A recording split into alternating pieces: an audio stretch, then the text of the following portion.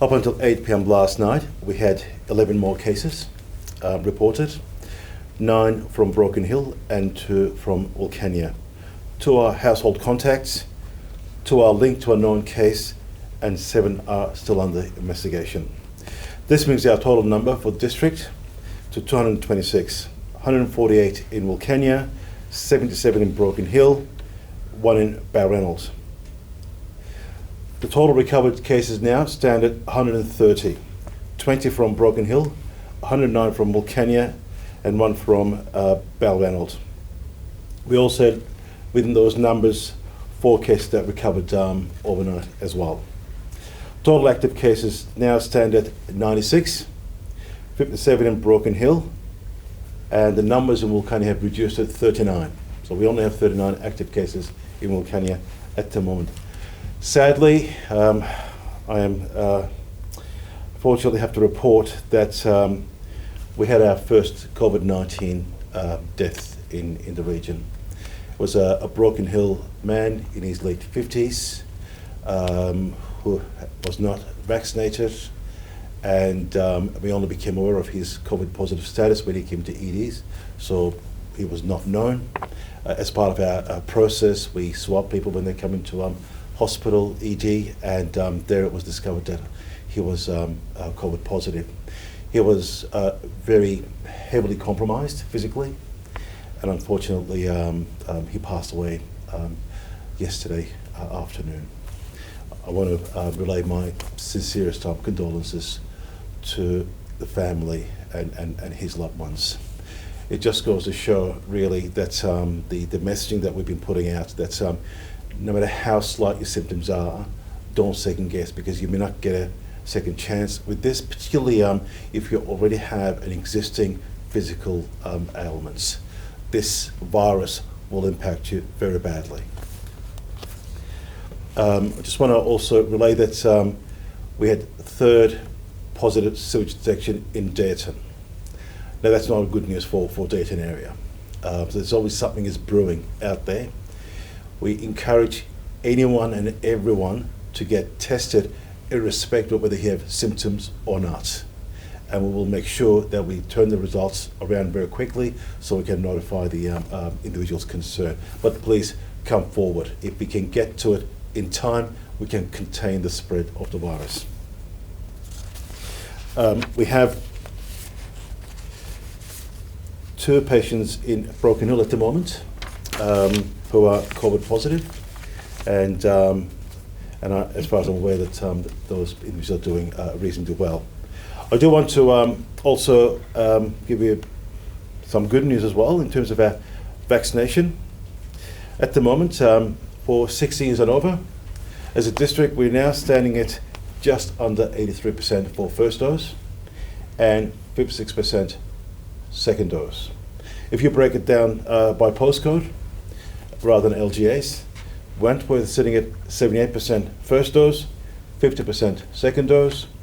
Balreynolds, which was one of our lowest, if we recall, is now sitting at just under 84% first dose and 58% second dose. Dayton, 75% first dose, 41% second dose. Houston is at 74% first dose, 28% second dose. Golgol, 72% first dose, 46% second dose. Barunga, 79% first dose, just under 41% for second dose. Wilcannia White Cliffs, 69% first dose, 53% second dose. Now, Wilcannia, I have to put a bit of caveat there. As you know, we have a large number of people who became positive in Wilcannia, and a large number of those, in fact, around 70 to 80%, were not vaccinated. Unfortunately, those individuals will not get vaccinated post their COVID-free status. They'll have to wait another 3 to 6 months.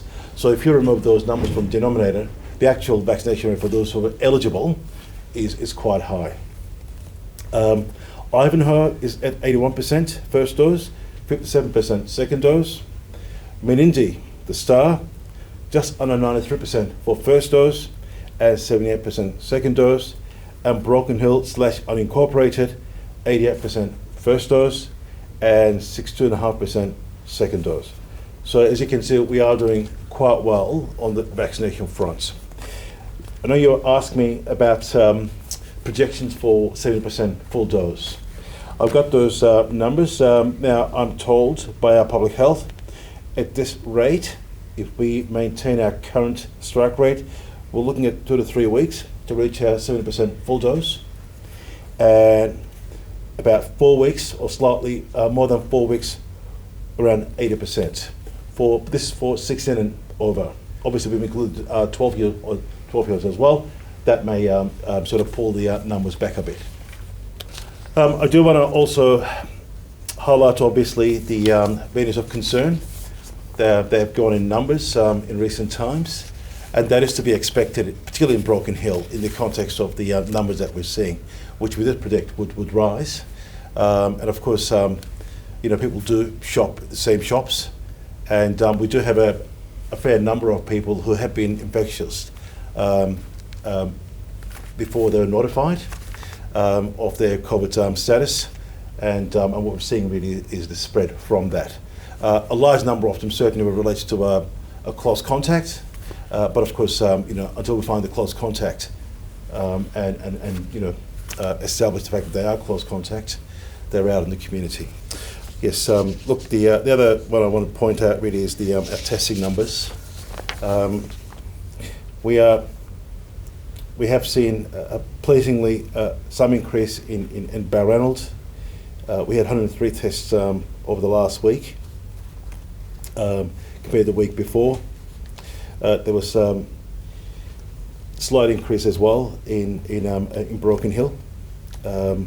Memorial Oil, for example, had just under 1,200 tests conducted compared to 980 the week before. But overall, the numbers have increased by about 207 across the region. As I said, the concern for us really at the moment is certainly Broken Hill because of the numbers, and also Dayton area. So I'll leave it there.